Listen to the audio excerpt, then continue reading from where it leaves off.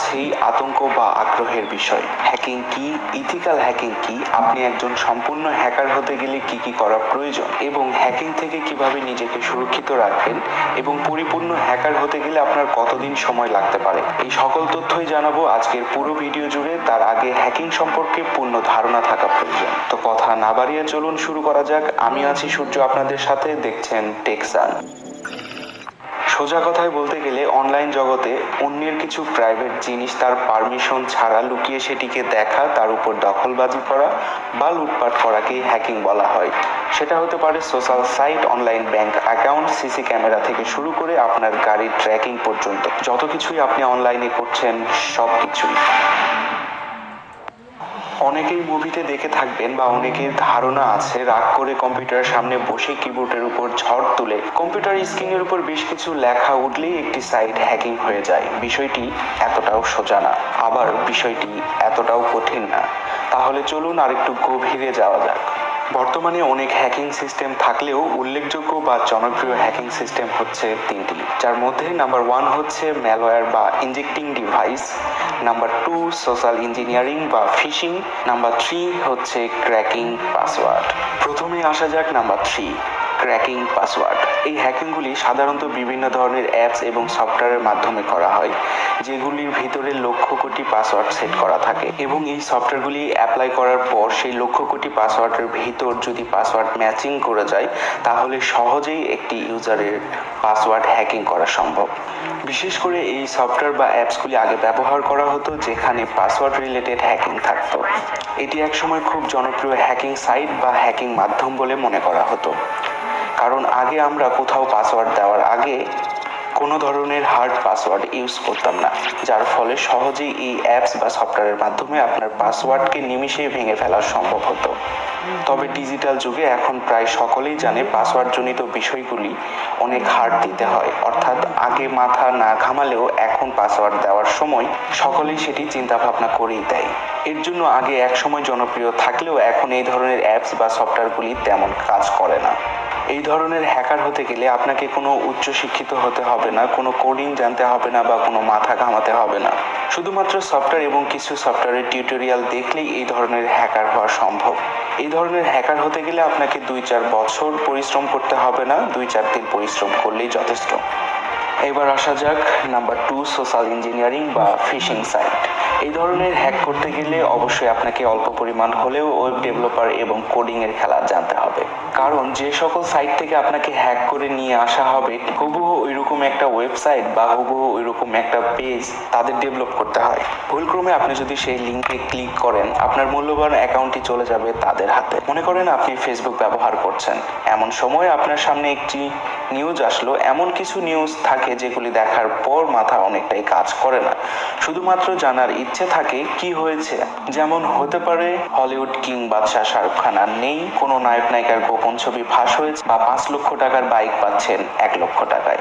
এই ধরনের নিউজ দেখে সাধারণত আমরা সকলেই ক্লিক করি। যারা এই ধরনের সাইট তৈরি করে বা কাউকে টার্গেট করে অনেকদিন ধরেই তারা ওই পার্সনকে জাজ করে যে তার আগ্রহটা আসলে কিসের উপরে। ঠিক ওই রিলেটেড নিউজগুলি আপনার সামনে শো করাবে, ঠিক হুবহু ওইরকম একটি পেজ বা ফেসবুকে লগ ইন করতে বলবে এবং আপনি সেখানে লগ ইন করলেই আপনার পুরো পাসওয়ার্ড বা আপনার পুরো অ্যাকাউন্টটি চলে যাবে হ্যাকারের হাতে। এই ধরনের হ্যাকিং থেকে নিজেকে সুরক্ষিত রাখতে অবশ্যই শুধুমাত্র কিছু ভেরিফাইড পেজ থেকে আপনি নিউজগুলি দেখবেন, অথবা কিছু ভেরিফাইড পেজেই শুধুমাত্র লাইক ফলো করে রাখবেন। আর এই ধরনের হ্যাকার হতে গেলে আপনি 1 মাস থেকে 1 বছরের ভিতর খুব ভালো মানের জ্ঞান অর্জন করতে পারবেন। তবে আপনি যদি কৌশল এবং টেকনিক অবলম্বন করতে পারেন এই হ্যাকিং দিয়েও অন্য লেভেলে হ্যাকিং পর্যন্ত করা সম্ভব। এবার আসা যাক নাম্বার 1, হ্যাকিং সিস্টেম, ম্যালওয়্যার বা ইনজেক্টিং ডিভাইস। এই ধরনের হ্যাকার বা হ্যাকিং দুটাই প্রো লেভেলের হয়ে থাকে, কারণ এদের সাইট ডেভেলপিং থেকে শুরু করে কোডিং, নেটওয়ার্কিং এবং নিজস্ব বুদ্ধিমত্তার অনেক প্রয়োজন হয়। এছাড়াও কিছু ডিভাইস, কিছু ভাইরাস থেকে শুরু করে সবকিছুই ডেভেলপ করতে পারে তারা নিজেরাই। এখানে নিজস্ব বুদ্ধিমত্তা এবং কৌশল দিয়ে অদম্য দক্ষতা এবং কোডিং, নেটওয়ার্কিং এর মাধ্যমে আপনার ক্ষুদ্র ক্ষুদ্র ভুলকে কাজে লাগিয়ে তারা হাসিল করে নিতে পারে আপনার সবকিছু। বাংলায় যাকে বলা হয় সুই হয়ে ঢুকে ফাল হয়ে বের হওয়া।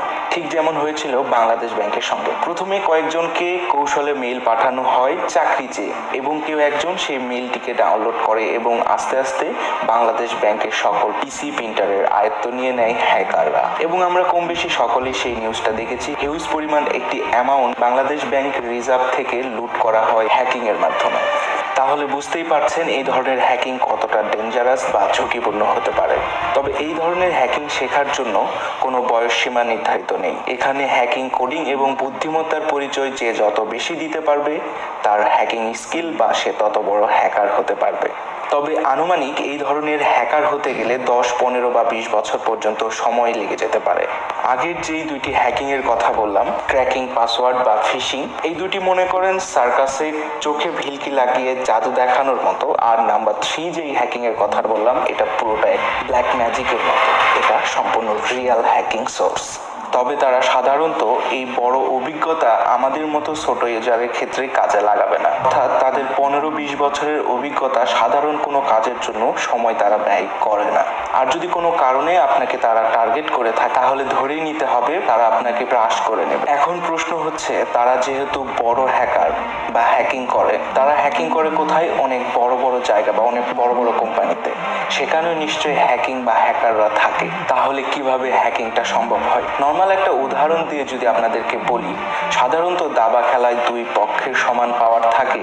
সবাই চুপ করে সেই সুযোগটার অপেক্ষায় থাকে কখন সে একটি ভুল চাল দিবে, এবং একটি ভুল চাল দেওয়া মানে তার রাজা মন্ত্রী থেকে শুরু করে পুরো রাজত্বই গায়েব হয়ে যাবে।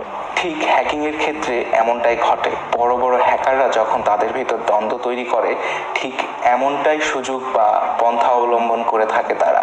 এই তো গেল হ্যাকিং সাইট। এবার আসা যাক হ্যাকারের কিছু ধরন নিয়ে।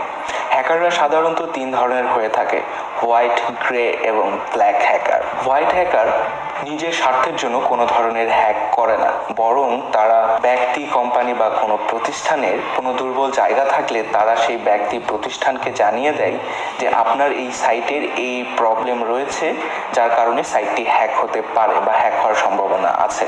অর্থাৎ তাদের অভিজ্ঞতাটা তারা ভালো কাজের জন্য ব্যয় করে। এদেরকে বলা হয় হোয়াইট হ্যাকার। এবং গ্রে হ্যাকার। গ্রে হ্যাকাররা সাধারণত হোয়াইট হ্যাকারদের মতোই আচরণ করে, তবে তারা অনেক সময় নিজের স্বার্থে খারাপ কিছুও করে থাকে। একেই বলা হয় গ্রে হ্যাকার। আর ব্ল্যাক হ্যাকার হোয়াইট হ্যাকারের সম্পূর্ণ বিপরীত। তারা কখনো তাদের অভিজ্ঞতাটাকে ভালো কাজের জন্য ব্যয় করে না, অর্থাৎ নিজের স্বার্থে বা কিছু অর্থের জন্য কোনো কোম্পানি, ব্যক্তি বা প্রতিষ্ঠানকে তারা বিপদে ফেলে হ্যাকিং এর মাধ্যমে। এই তো গেল হ্যাকিং বা হ্যাকার। এবার আসা যাক ভিন্ন টুইস্টে। আমরা কম বেশি সকলেই জানি বা দেখে থাকি, অনেক সময় পুলিশ, টিভি বা র্যাব বা বাংলাদেশ প্রশাসন সহজেই সোশ্যাল ক্রাইমগুলোকে তারা বের করতে পারে বা ট্র্যাক করতে পারে বা আপনার লোকেশন ট্র্যাক করতে পারে। তাহলে তারা কি অনেক বড় ধরনের হ্যাকার? এই প্রশ্নের অ্যান্সার দিচ্ছি, তার আগে আপনাদের ছোট্ট করে বলে নেই ইথিক্যাল হ্যাকিং কি। ইথিক্যাল হ্যাকিং হচ্ছে আপনি একজন হ্যাকার এবং আপনার সম্পূর্ণ এক্সপিরিয়েন্স এবং অভিজ্ঞতাকে কাজে লাগিয়ে একটা কোম্পানিকে প্রোটেক্ট করা। অর্থাৎ আপনি একজন হ্যাকার, আপনি জানেন কি কি পন্থা অবলম্বন করে হ্যাক করা সম্ভব, এবং এই সকল হ্যাক থেকে আপনি কোনো ব্যক্তি, প্রতিষ্ঠান বা কোনো দেশকে সেবা দিচ্ছেন। অর্থাৎ আপনি একজন ইথিক্যাল হ্যাকার। এবার আসা যাক পূর্ব প্রসঙ্গে। তাহলে বাংলাদেশের সাইবার প্রশাসন বা সরকারি প্রশাসনরা কি অনেক বড় হ্যাকার? না, তারা এক ধরনের ইথিক্যাল হ্যাকার। তারা দেশকে প্রোটেক্ট করে, তবে তাদেরকে হ্যাক করতে হয় না। কারণ বড় বড় যত কোম্পানি আছে যারা বাংলাদেশে বিজনেস করে অনলাইনের মাধ্যমে, তাদের সাথে গভর্নমেন্টের একটি চুক্তি থাকে যে তারা বাংলাদেশ থেকে যে পরিমাণ ইনফরমেশন নেবে তার একটা ডকুমেন্ট বাংলাদেশ প্রশাসনের কাছে থাকবে। অর্থাৎ বাংলাদেশের যত ফেসবুক অ্যাক্টিভিটি থেকে শুরু করে বিভিন্ন অনলাইন প্ল্যাটফর্মের যত অ্যাক্টিভিটি আছে, সকল ইনফরমেশনের একটি ডকুমেন্ট বাংলাদেশ প্রশাসনের কাছে থাকে। তাহলে বুঝতেই পারছেন বাংলাদেশের প্রশাসনরা কিভাবে ট্র্যাকিং করে বা কিভাবে সাইবার ক্রাইম থেকে সকলকে রক্ষা করে। এখান থেকে বড় শিক্ষণীয় বিষয় একটি, সেটি হচ্ছে আপনি যে অনলাইনে বাবু, ময়না, টিয়া, জানকে ছবি, ভিডিও বা অডিও পাঠাচ্ছেন, সেখানে কিন্তু আরো একজনের নজরদারি থাকে। So be careful.